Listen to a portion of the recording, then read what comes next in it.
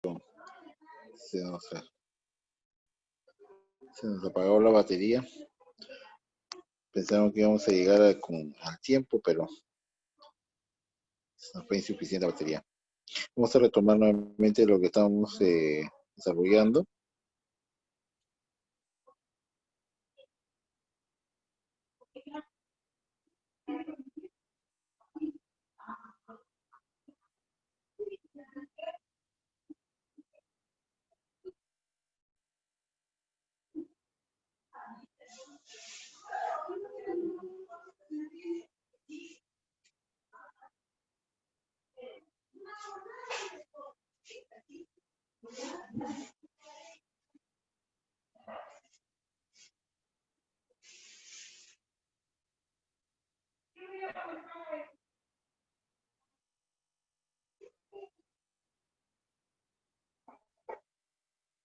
Aquí tenemos un resumen justo de lo que estábamos hablando, donde todos los equipos que tenemos de bajo flujo hay que recordar que mientras que no tengamos espacio ventilatorio podemos utilizar estos equipos, ¿no? Como este caso de pacientes con oxígeno moderado o riesgo, una oxigenación, con hipotermia leve, moderada.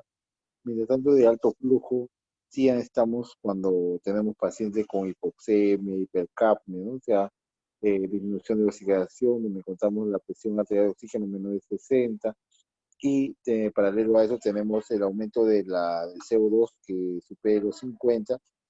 Esto se llama insuficiencia respiratoria aguda mixta, ¿no? Donde tenemos tanto ambos cuadros, encontramos en el 1 y en el 2. También pacientes con hipoxemia severa, ¿no? Por kilogramo de peso. También en estos casos nos podría servir todo lo que es de alto flujo, como el Venturi y también la ventilación mecánica.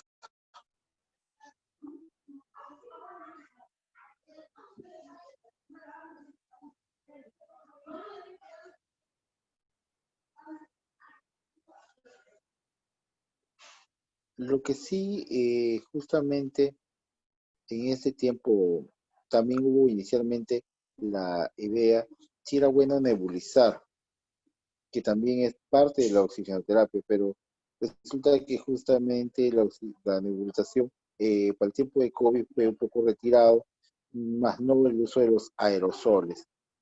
¿Por qué? Porque a la nebulización lo que hacía más expansión de justamente de esos aerosoles y podría diseminar más el virus. Por eso justamente a raíz de eso no se nebulizaba a los pacientes COVID, por más que tuvieran justamente broncoconstricción. Lo único que podríamos hacer uso es de los broncodilatadores, como es el caso del salbutamol, el bromuro de ipatropio, el fenoterol.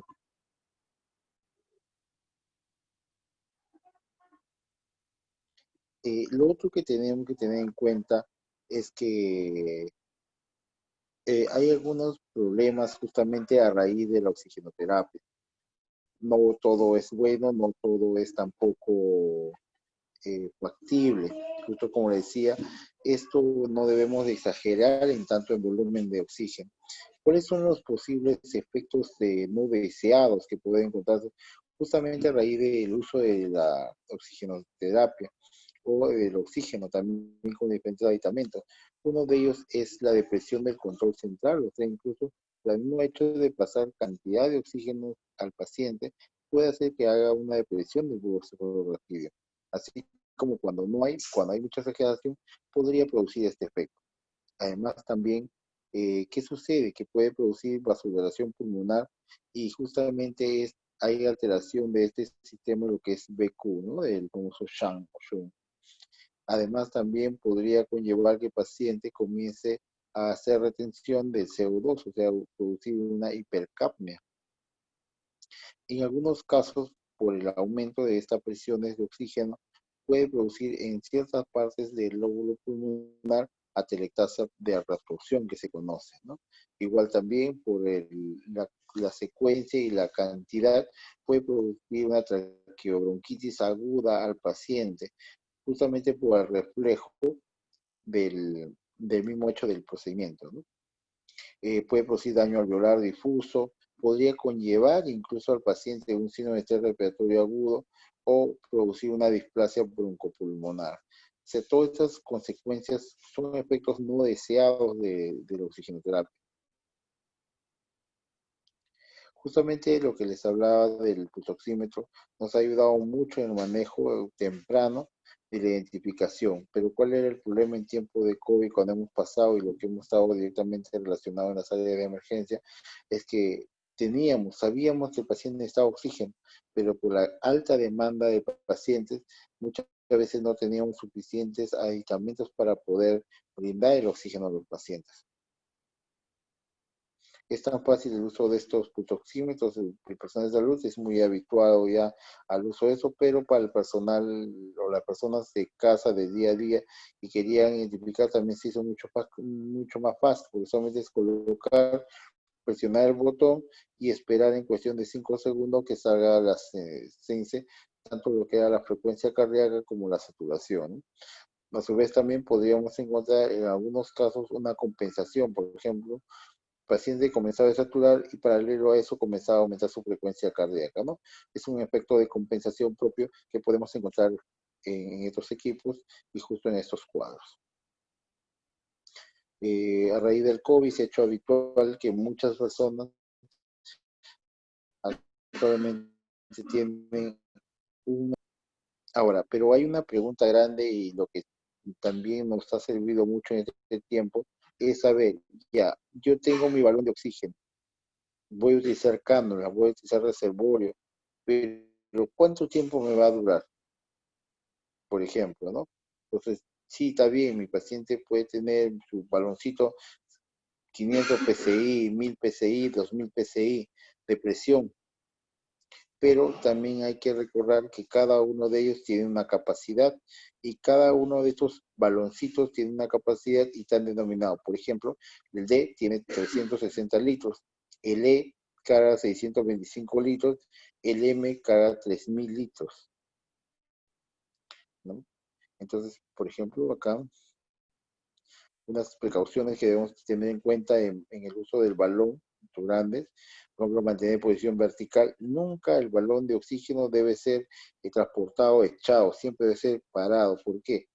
Porque ahí la razón que de repente en un momento determinado podría por movimiento, por la fricción, la parte del valvular superior salir, porque el balón no va a reventar, sino por la parte del válvula puede salir, entonces si está echado puede salir de frente y puede lesionar a alguna persona, incluso podría matarlo con la presión que sale.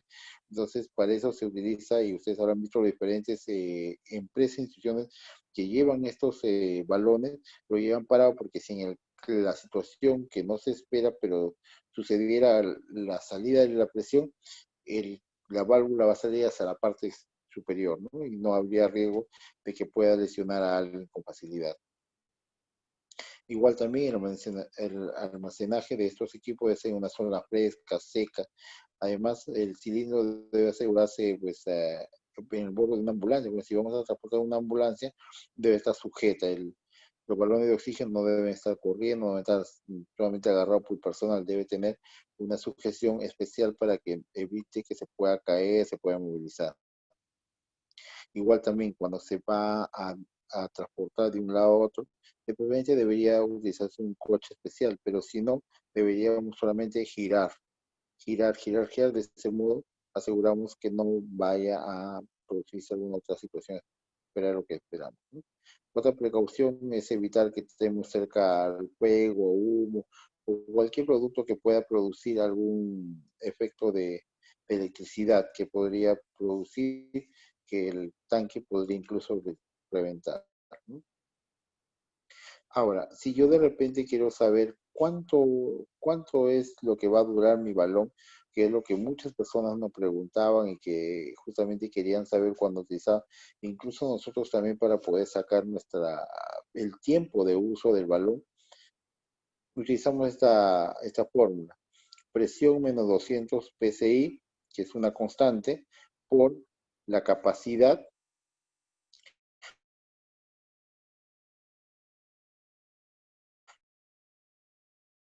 sobre el flujo en litros minuto. en caso de los D 0.16, en los tanques E 0.26 y en los tanques M 1.56. ¿Cuáles son esos tanques?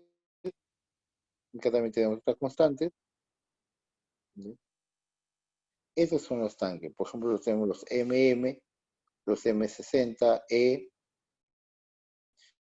que es este de transporte que muchas veces tenemos en los hospitales, el Jumbo, la D, tenemos la M9, M7, M6, M5, M2, M4, que son mucho más pequeños. Lo más común que vamos a encontrar en los centros hospitalarios son los MM y los E.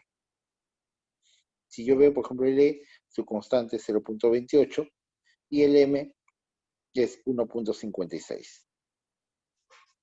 ¿No? Entonces, ¿cómo yo lo saco? ¿No? Acá hay otra denominación más también. Entonces, por ejemplo,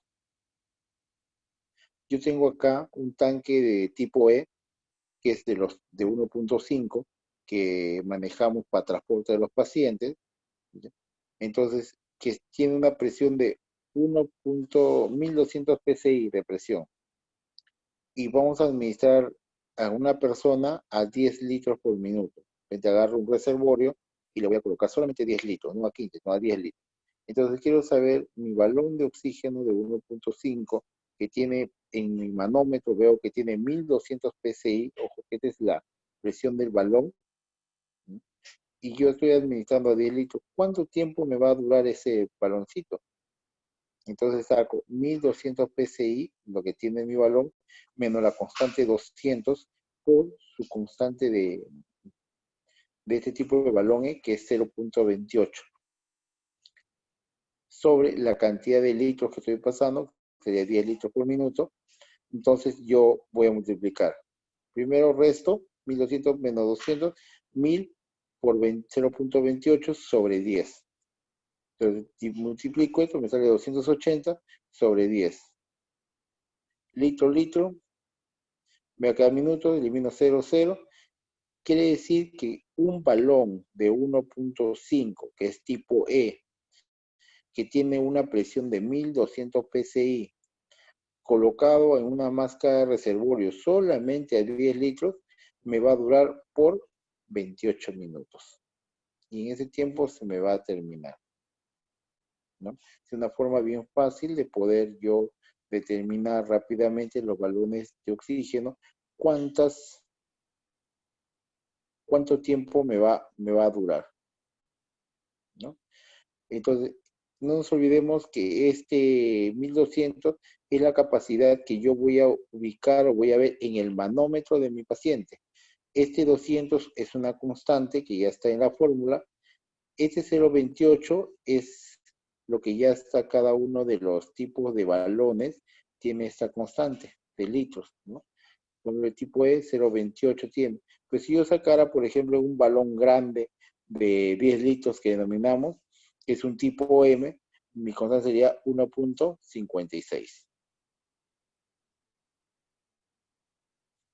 Por la cantidad de litros que yo estoy pasando, solamente hago una adición simple y me va a salir la cantidad de litros minuto que me va a durar este balón o este equipo. Acá tenemos una forma más fácil, también ya detallado, por tipo de cilindro, ¿ya? A cuántos litros estoy pasando y cuántos tiempos me va a durar, desde más grande hasta más pequeños, que son por ejemplo los tipos C. ¿Ya? Le dejo ahí para que lo puedan, cuando le pasen la diapositiva, pues lo puedan ver con detenimiento. Pero también actualmente tenemos otro sistema, ¿no? Que ha llegado como algo pues de salvataje, porque en un momento teníamos justamente pacientes que no podíamos tener para poder conseguir oxígeno, ¿no? Entonces, estos concentradores de oxígeno nos ha facilitado mucho, pero ojo que este concentrador no es algo nuevo. Esto ya existía y muchas personas que sufrían con EPOC o sufren con EPOC justamente lo utilizaban en casa, ¿no? Equipos pequeños, así de maletín, que podían llevarle tranquilamente con un tiempo de vida de 2 horas, que tranquilamente lo podían colocar a un sistema de batería del automóvil y con eso podía desplazarse, ¿no? Pero ¿cuál es el detalle? Que este tipo de equipos pequeños solamente me daban hasta 5 litros. Pero muchos de estos pacientes oxígeno dependientes que teníamos antes de la pandemia necesitaban solamente 1 o 2 litros, entonces tranquilamente 5 era una capacidad alta que podía coberturar, ¿no? Entonces, pero a raíz de la pandemia justamente hubo mayor necesidad, ¿no? Entonces, aparecieron ya equipos mucho más grandes como estos, ¿no? Donde no solamente dan 5 litros, sino pueden llegar a darnos hasta 10 litros. Y además también nos sirve para poder incluso nebulizar a nuestro paciente, justamente porque tiene presiones altas, ¿no? Como vemos acá, tiene el concentrador de oxígeno, tiene su equipo para su humidificador, tenemos que adicionarle agua en su humidificador que va colocado y en esta parte justamente es el flujómetro que vamos a ir con la perilla dando vuelta para que vaya aumentando la presión que le queremos dar a nuestro paciente.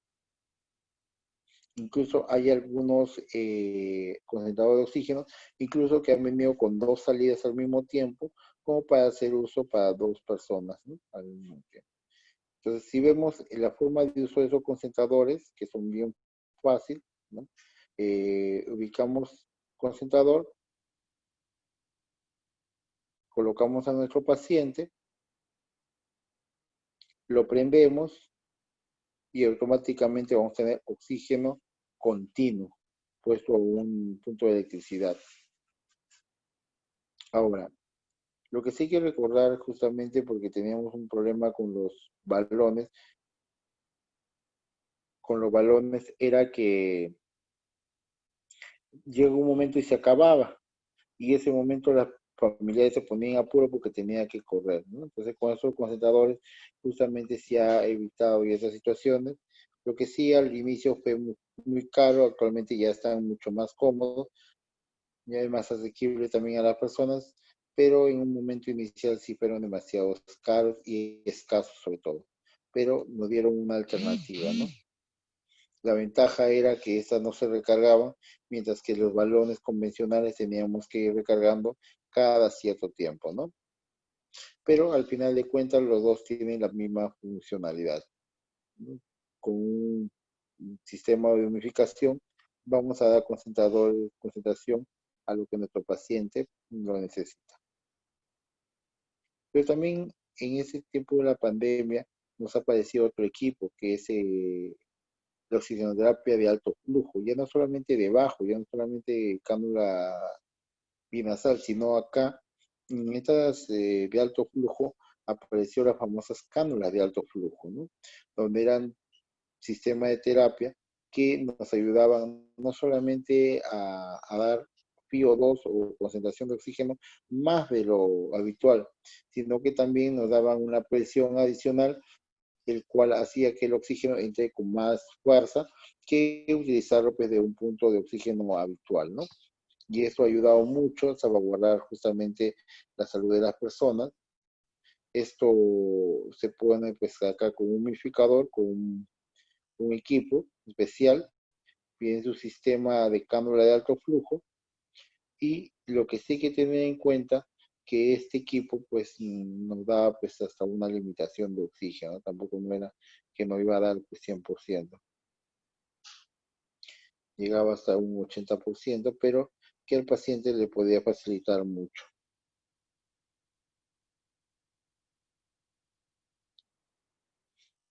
Como vemos, miren, en el caso de la cánula nasal simple, me dan hasta 6 litros, el PO2 va de 0,25 a 0,40, o 0,24 a 0,40, la unificación es necesario, todo paciente debe estar unificado. En caso de la máscara de Venturi me da 15 litros, llega al 50%, la unificación aún está en duda. Al cambio, en esta cánula de alto flujo, ¿bien?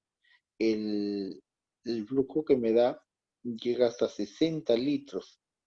El PO2 me da hasta 100% y me da una temperatura alta de 37 grados, ¿no? Donde cumple la funcionalidad justamente al momento que debemos de colocar el oxígeno.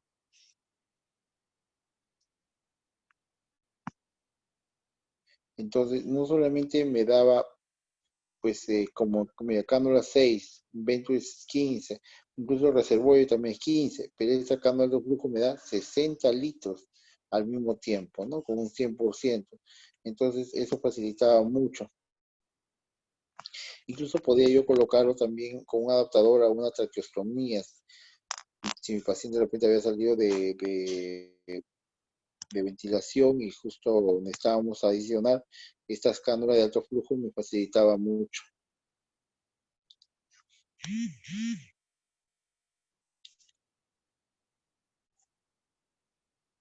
Si observamos los equipos, este es un equipo completo, ¿no? Tenemos nuestro sistema de humificación, tenemos nuestro sistema de calefacción, ¿no? Y nuestro equipo de aislamiento con su corrugado, que en la punta llevaba una cánula binasal. Como vemos acá, podríamos hacer uso de esta cánula binasal bien por la traqueostomía del paciente o bien de fosa nasal como lo que está planificado, ¿no? Pero de todas maneras hay limitaciones que puede producirse justamente a raíz del uso de estos equipos, ¿no? Como es el caso de insuficiencia de humificación, la temperatura también puede ser variante, también tiene sus limitaciones. Como recordaba, en este caso la oxigenoterapia de alto flujo es cuando tengo un PAFI de, de 100 a 200, ¿no? Entonces, justamente eso se utiliza para evitar que el paciente pueda llegar a ventilación mecánica invasiva, sobre todo, ¿no? Y está comprendido este equipo por la cánula nasal, el alto flujo y su sistema de humidificador, ¿no? Que tenemos acá, ¿no? Su humidificador, tenemos su humidificador, su conexión al oxígeno, que es una manguera, su cánula de alto flujo, su flujómetro que se utiliza y su circuito que tiene. Como vemos en este caso es mucho más la presión que se recibe, pues justamente la eficiencia de esta cánula de alto flujo.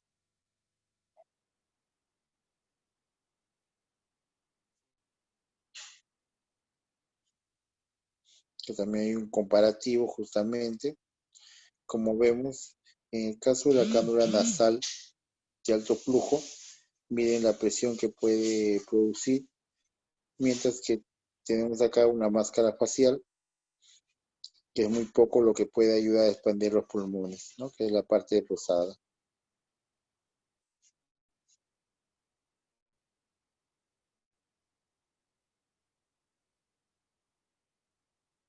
Definitivamente la cánula de alto flujo es mejor la oxigenación, tanto en cantidad, que es 60 litros, como en porcentaje, que es al 100%.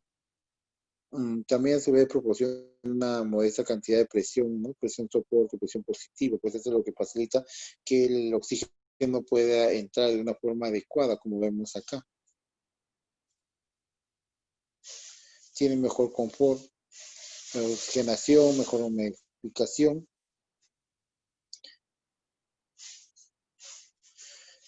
Tiene un efecto CPAP, o sea, porque le da una presión también, el cual ayuda a que haya un mejor intercambio gaseoso. Es bien práctico, el paciente está sentado, se coloca su mezclador de oxígeno, su humidificador, el circuito que es un corrugado que va con un especial, con una sonda, una cánula especial también en parte final. Se le coloca al paciente y tranquilamente comienza a darle no solamente FiO2, sino también le comienza a dar presión soporte, ¿no?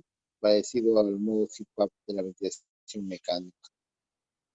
Y si observamos en la parte ciliar, vamos a ver que es mucho mejor utilizar una de alto flujo que otro tipo de aditamentos a este tipo de pacientes.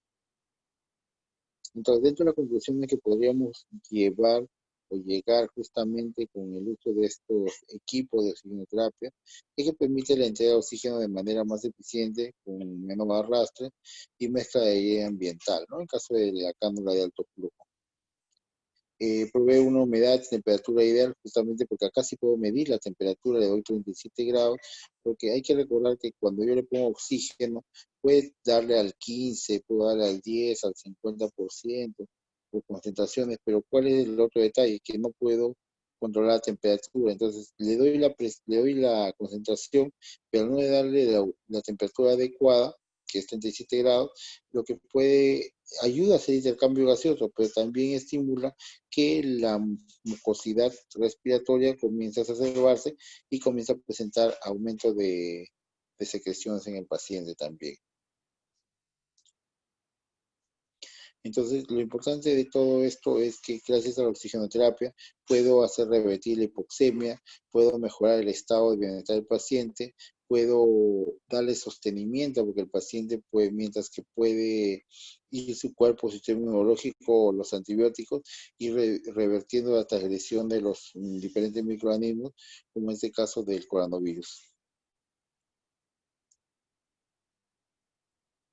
No sé si tuvieran alguna pregunta para poder absolverles.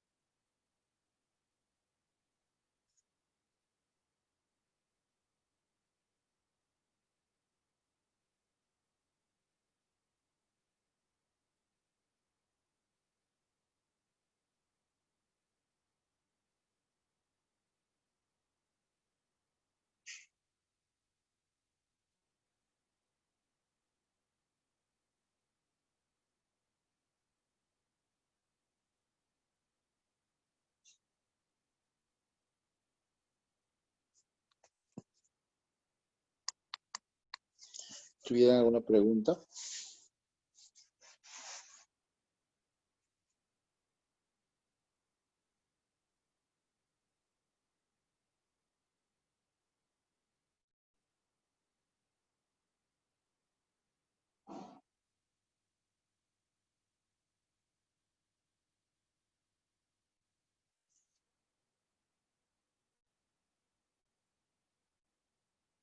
Lo pueden hacer también por el chat.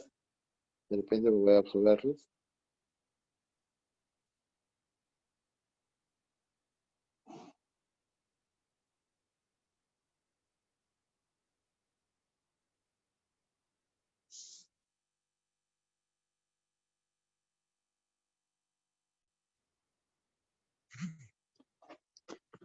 A ver,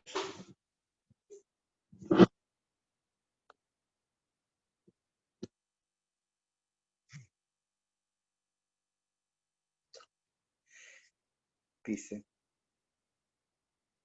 ¿a qué se debe que el paciente COVID no es frecuente el uso de máscara de Venturi?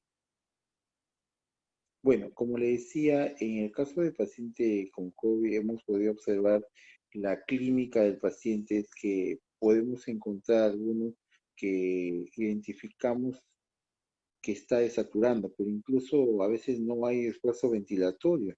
Si nosotros un poquito hacemos un comparativo con los pacientes que hacen un cuadro neumónico, justamente por otro tipo de microorganismos, vamos a observar que cuando disminuye 90% de saturación, el paciente ya se nota la eficiencia de necesidad de oxígeno.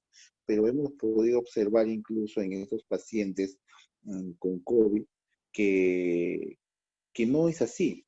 Es así que nosotros llegan al hospital por una molestia, observamos, está desaturando. Le ponemos la cánula y tranquilamente compensa. Pero en algunos casos, especialmente los que llegan en esta etapa de alteración o problema de coagulación, es que vemos que se puede desencadenar, puede disparar un coágulo, y eso es lo que ocurre justamente la parte ventilatoria y de tener que utilizar solamente una cánula por la clínica del paciente que comienza a tener más esfuerzo ventilatorio, entonces necesitamos recapturar CO2, y dos, por la concentración que necesitamos, es que muchas veces hay que recordar que el Venturi solamente nos da hasta 50, pero el paciente está saturando 50, entonces utilizar un Venturi máximo vamos a llegar a 70%, entonces es insuficiente para el paciente, entonces mejor utilizamos un reservorio que me da 100%, y de que está 40, 50% del paciente puede llegar a un 80, 90%, ¿no? Más que todo por la concentración, por eso evitamos o no se hace uso del Venturi, porque uno, que sería el uso innecesario, y dos, porque no nos daría de repente un buen resultado con lo que se espera con reservorio.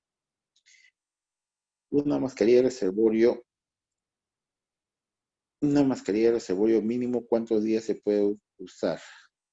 Definitivamente el tiempo no es tanto lo que nos indica en los aditamentos, sino la, el beneficio que le da al paciente. Se supone que el paciente debe de utilizar unos 2 o 3 días la oxigenoterapia. En ese tiempo debe revertir con el uso de los antibióticos. Y si no revierte, vamos a ver que la clínica del paciente empeora, entonces es candidato ya no utilizar reservorio, sino de repente un máscara de snorkel, o puede ser una ventilación mecánica no invasiva, o incluso si tenemos una cama UCI con una unidad de ventilación mecánica, ser intubado y ir a ventilación mecánica, porque en este caso de los pacientes COVID lo que necesitamos es justamente el sostenimiento y el monitoreo ventilatorio, y poco a poco con los antibióticos y otros medicamentos ir revertiendo todas las complicaciones de la enfermedad.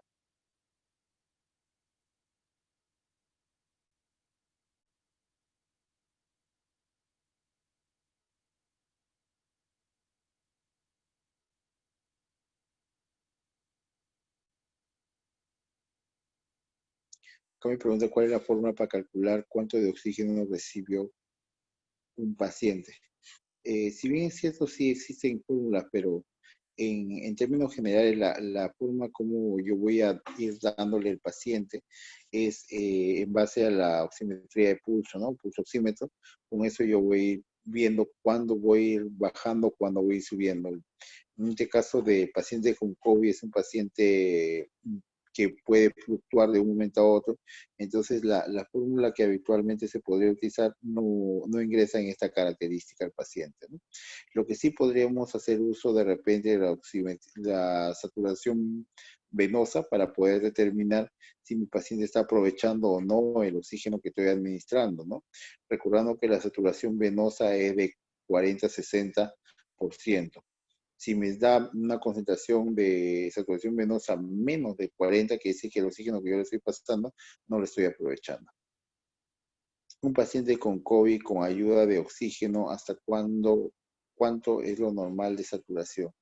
No, todo paciente debe pasar los 90% de saturación para decir que está aprovechando, está compensando. Una saturación menos del 90%, el cuerpo mismo justamente por la necesidad, no lo va a poder absorber o utilizar, y entonces ese paciente va a comenzar a tener una clínica de desconfort, como es el caso de esfuerzo ventilatorio, como es el caso de la diaporesis, ¿no? Que me indica que el paciente necesita mayor aporte de oxígeno. Ahora, en el caso de que el paciente que esté con oxígeno, con COVID y esté insuficiente, van a estar no solamente la concentración de oxígeno, sino también la presión. Y eso se logra justamente con la máscara de snorkel o la ventilación no invasiva, o por último, que cuando es un caso mucho más severo, en la ventilación mecánica invasiva. ¿Cuál marca de pulsoxímetro es más recomendado para así dar una buena atención al paciente con valores reales? Bueno, si bien es cierto, todos los pulsoxímetros son buenos, pero justamente los que son de patente alemana son mucho mejores, ¿no? Son mucho más exactos y más credibilidad tienen. Incluso si ustedes comparan, por ejemplo, un Riester, un Choicemet, con de repente un Chinito X marca, van a ver que siempre hay una fluctuación de 1 o 2 puntos en cuestiones de la saturación.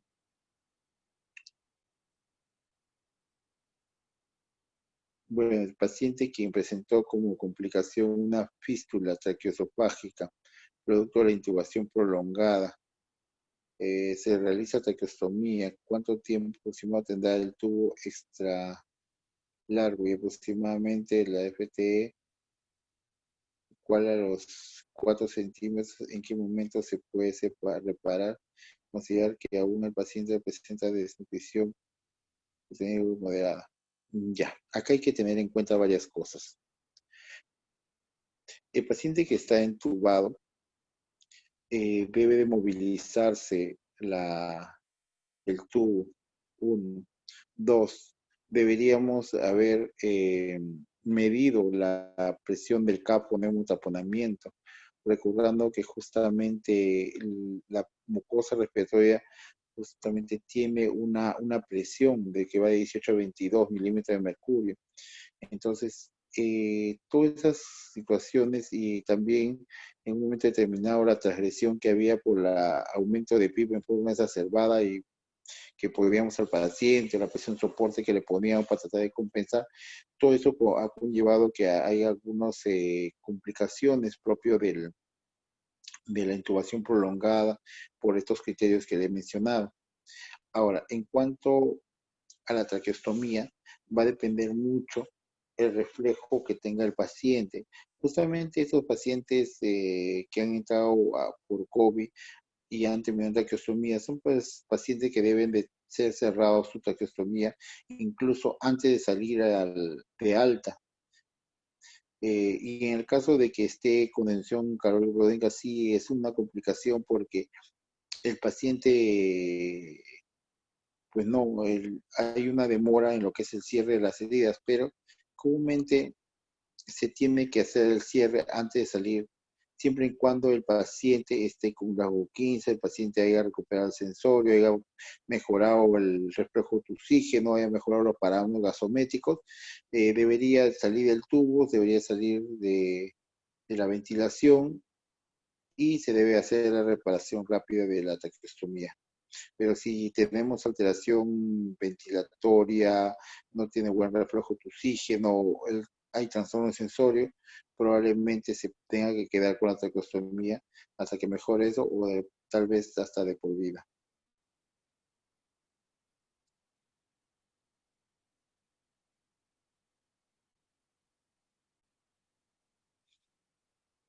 En el adulto mayor se puede considerar una saturación de 92% como normal o es un problema de hipoxia. Hay que recordar que el adulto mayor eh, tiene de por sí alteración en la parte de la mecánica ventilatoria. Por eso, incluso en los pacientes que tienen EPOC o fibrosis, tranquilamente en ellos no nos podemos alborotar si encontramos una saturación de 90, 91, incluso porque ellos, una saturación de 85 a 95 es suficiente en los pacientes que tienen incontinencia respiratoria. Y en pacientes con adulto mayor, que sobrepase de los 90 es suficiente, porque hay que también ver que sus capacidades pulmonares no son igual. Si medimos la FIP, vamos a ver que está disminuida, ¿no? Eso es propio de su fisiología del adulto mayor. Así que no debemos de asustarnos si encontramos 92% en el adulto mayor. Lo que sí tendríamos que ver es la clínica en cuanto a ver si está diaforético, si hay mayor esfuerzo ventilatorio o si hay signo de acroceanosis. Eso sí nos podrían dar un indicativo, pero si no, es tranquilamente 92% está dentro del rango para la edad del paciente. Los cuidados del paciente con traqueostomía, ¿cuáles serían los más adecuados? Además, que presenta una sonda de nasoyeyunal. Ya, en cuanto a la traqueostomía, hay que recordar que hay que hacer su limpieza de la camiseta interna en la mañana y en la tarde. Lo que sí hay que tratar de, en lo posible, evitar que la traqueostomía no quede libre, porque si no porque esa traqueostomía es una ostomía o un hueco que va directo al pulmón. Si el paciente sigue ventilando directamente, entonces ingresa el aire de frente y esa aire que no es filtrado, por así decirlo, pues uno puede producir que haya una hipersecreción bronquial. Entonces el paciente con traqueostomía puede presentar mayor cantidad de secreción. Entonces, ¿cómo hacemos? Una posibilidad es colocarle una gasita, otra posibilidad es colocarle un condensador, no un filtro, un condensador, que es una de barrera, o incluso algunos solamente una pañoleta Porque recordemos que cuando nosotros inspiramos, por ejemplo, en la fosa nasal hay vellosidades y esa vellosidad sirve como barrera, humidifica y calienta. Al cambio, cuando está la ostomía abierta, el paciente hace directamente y ingresa el aire, en algunos casos por el ambiental, que es frío, ¿no?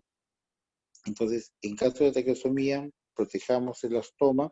2, limpieza diaria. 3, limpieza de la camiseta interna, que se denomina, puede ser con agüita tibia para sacar las secreciones, o en todo caso puede ser con agua oxigenada si se ha pegoteado totalmente la secreción, de acuerdo que tiene que quedar limpia mañana y noche, y vemos al paciente. Si es un paciente que puede, que de repente ya mejoró el sensorio, está despierto y puede toser y eliminar, él solo se puede limpiar, pero si no, tendríamos que hacer uso de un aspirador para poder aspirar las secreciones. Recordando que la traqueostomía mide más o menos 12 centímetros y ese es el tamaño nada más que debemos de pasar la sonda. No podemos pasar totalmente porque vamos a lesionar también la mucosa respiratoria.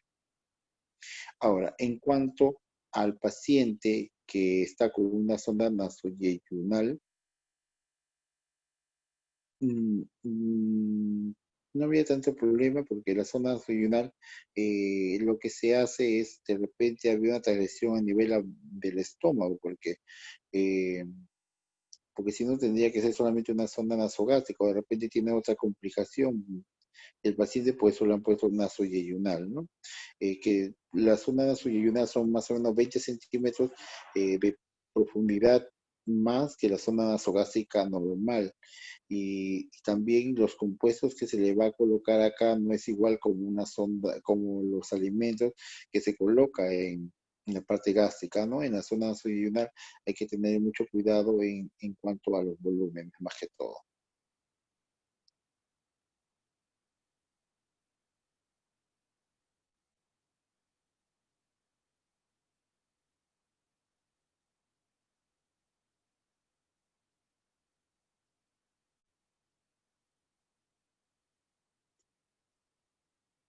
Paciente con máscara de reservorio a 15 litros, altura 85.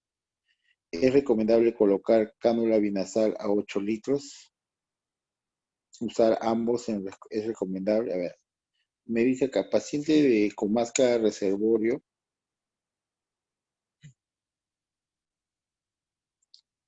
a 15 litros, satura 85%. Es recomendable colocar cánula binasal a 8 litros.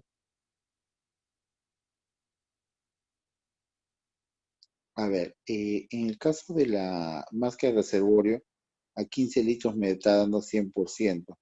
La cánula binasal, le decía, 1 litro es a 24% y como máximo podemos llegar a 5 o a 6 litros que me da 44%.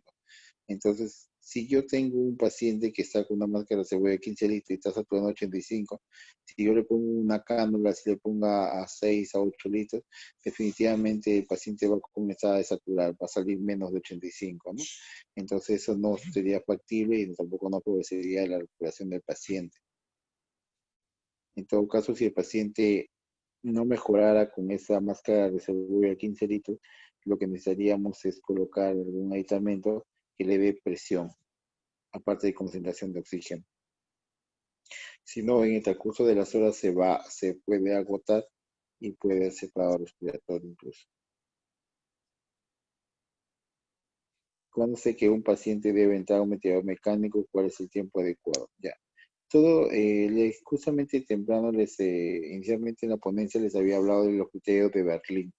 En el criterio de Berlín que da la relación entre lo que es la presión arterial de oxígeno y la presión inspiratoria de oxígeno, que es el PAFI. Justamente a raíz de ese PAFI es lo que yo me va a dar un indicativo si debo utilizar oxigenoterapia, debo utilizar aditamentos como en este caso de la cánula de alto flujo o ventilación mecánica invasiva, no invasiva como la invasiva. Por ejemplo, si yo tengo mi PAFI de 200 a 300, debo utilizar oxigenoterapia. Cualquiera de ellos me va a ayudar. Pero si yo veo que mi PAFI es de 100 a 200, la oxigenoterapia no me va a ayudar. En cualquier momento el paciente le puedo colocar, puede dar sostenimiento, pero en un momento determinado el paciente va a colapsar. ¿Qué quiere decir? Que va a ser paro respiratorio. Entonces, en estos casos, pacientes, yo puedo utilizar el máscara de snorkel, puedo utilizar la cánula de alto flujo, ventilación mecánica no invasiva. Y si mi paciente tiene un PAFI menor o igual a 100, ese paciente debe ser colocado en ventilación mecánica invasiva. Porque si no, si yo le pongo cualquier otro tratamiento, el paciente se va a cansar, no va a compensar y va a fallecer. Si tuvieran otra pregunta por ahí.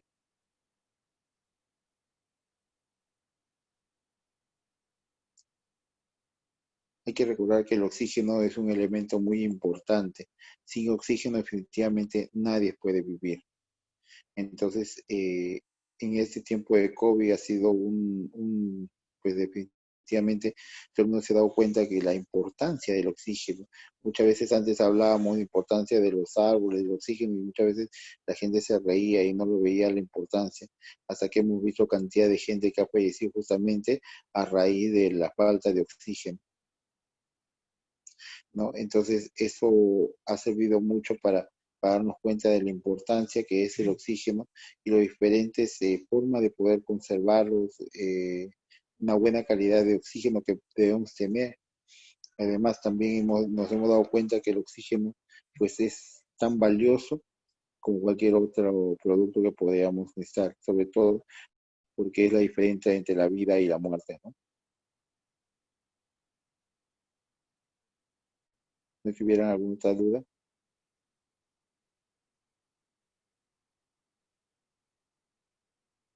Bueno, le agradezco por sus tiempos, muy buenas noches. Disculpe por la incomodidad en un momento que se me fue la batería. Le agradezco enormemente, muchas bendiciones, cuídense mucho, hay que protegernos, hay que no olvidemos que todavía se habla que podemos pasar una segunda ola, a pesar de que solamente es teoría, pero esperemos que no llegue a nuestro país, que de por sí ya tiene bastantes fallecidos, bastantes personas y mucho sufrimiento en muchas casas, en muchos hogares, incluso en muchas instituciones. Muy buenas noches, bendiciones. Muchas gracias.